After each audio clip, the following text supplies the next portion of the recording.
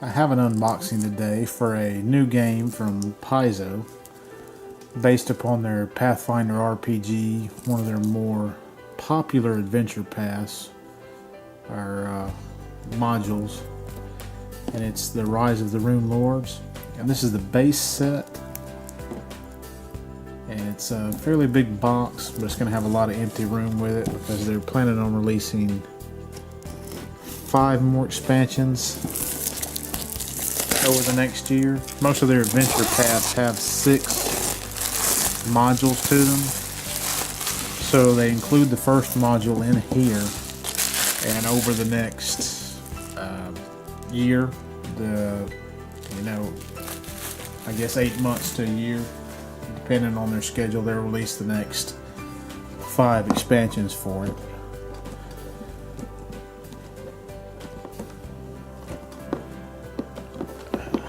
Tight box.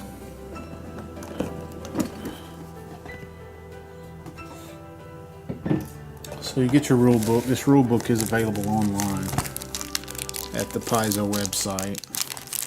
I think you just have to create an account, put it in your shopping cart, and purchase it for nothing. And then it's available as a download.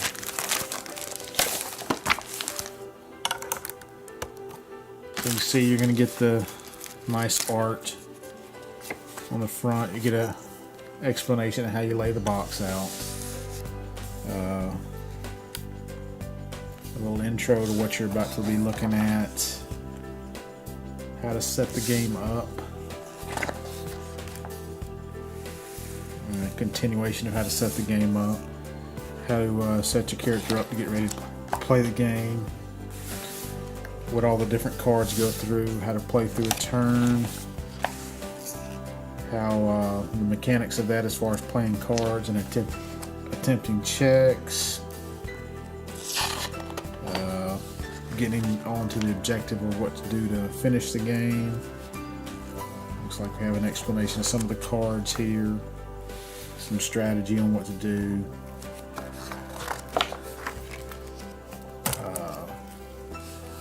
Just a basic generic. Then you get an example of play, and then you get what they suggest to be the starting deck for each one of the characters. So you get the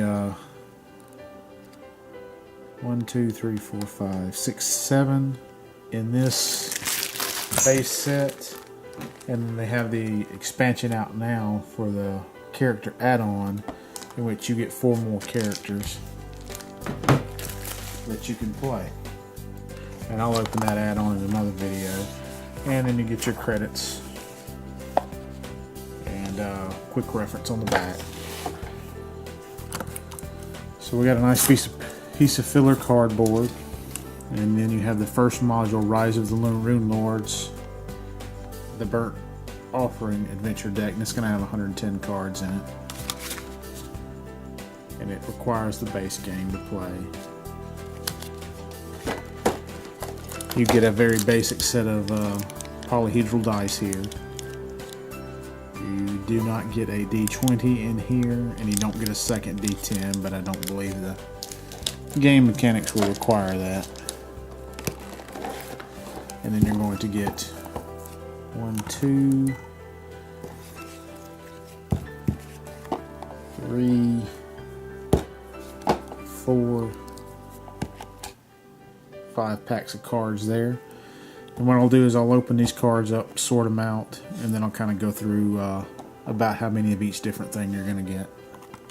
I have all the cards sorted out now, so I can just kind of take a flip through them. You can see you're going to have different categories of card. You have all your character cards here, and it's 3 cards for each character, or actually 4 cards, I think. No, 3. You have all your just regular monsters. You have some these are henchman cards. You have your henchman cards. They're kind of like the lieutenants to the villains. You're going to get 3 villain cards. You have the actual adventures deck that tells you how to construct You have the Rise of the Runelords Adventure Path, but until I open the Burnt Offerings, this card isn't useful. You have the Perils of the Lost Coast Adventure, and then it has 3 scenarios to it, and then you have all the locations that go with those scenarios that tell you what to use to construct, and then each of these scenarios tells you what to put at that, out of what these cards to put there. But you get let's see if we can zoom in on this. You get the Total Adventure of Perils of the Lost Coast. You get Black Fang's Dungeon, Brigand Doom, and the Poison Pill is part of that. You're going to get these locations: the Academy, the Apothecary, the City Gate, Deeper Dungeons, Desecrated Vault, a Farmhouse, a Garrison, a General Store, Guard Tower, Mountain Peak, Prison, Sandpoint Cathedral, a Shrine to Lamashtu, a Temple, a Thessalonian Dungeon, the Old Light, a Throne Room, Town Square, Treacherous Cave, Village House, Warrens, Waterfront, Wooden Bridge, and Woods. So those will all be used for this Perils of the Coast adventure, split up between those different scenarios. And then your bad guys are going to be, for each of those 3 scenarios, you have Black Fang, Jubril, Vishki, and Pillbug Podaker. And then they're each going to have sets of henchmen. You have Ancient Skeleton, you have a bunch of those cards there. Let's say about 5 of those. Yeah. You have a Bandit and a Poison Trap. And then you have a big group of monsters here, monster cards. You got Bugbears, Bunyip, Cultists, Enchanter, Ghost, Ghoul, Giant Gecko, Goblin Commando, Goblin Warrior, Hellhound, Hill Giant, Mercenary, Ogre, Plague Zombie, Rat Swarm, Scout, Shadow, Siren, Skeleton, Sneak, Spectre, Traitor, Warlord, Werewolf, Zolgath, and Zombies, and a Zombie Giant. So a good selection of monsters to start out with. You're going to have your characters. So these are all their iconic characters. So you have the Human Male Wizard. You get just kind of the token card that you place at the location to keep track of where your character is, and on the back side it's got a little bit of backstory. You have the character card that you look at for the stats, and then on the back side of it, it tells you what he can use to construct his deck. And then you have, whenever he levels up to a certain point, he can either become an Evoker and gain some more abilities as that, or he can become an Illusionist and gain some more abilities as that. So all of your characters are going to get 3 cards just like that. So that was Ezra, the Human Male Wizard. You're going to get Harsk, the Male Dwarf Ranger, Kyra, the Female Human Cleric of Sarenrae, Lim, the Male Halfling Bard, Maricel, the Female Elf Rogue, Sione, the Female Human Sorcerer, and Valeros, the Male Human Fighter. You also have the other obstacles you're going to run into in the dungeon, and they call these barriers. You have an ambush card, a battered chest, a collapsed ceiling, explosive runes, a large chest, a locked passage, a mystic inscription, pit trap, a skeleton horde, a trapped locker, trapped passageway, and a treasure map. So basically, these are the characters you're going to use to pick and play, and these are going to be all the cards you use to assemble the deck for those characters. And then these are the characters that basically make, and these are the cards that make up the dungeon. So we'll take a look at the cards that are going to also be in the dungeon, but they're going to be the kind of cards you use to make your character up. So we have spells first here. You have Acid Arrow,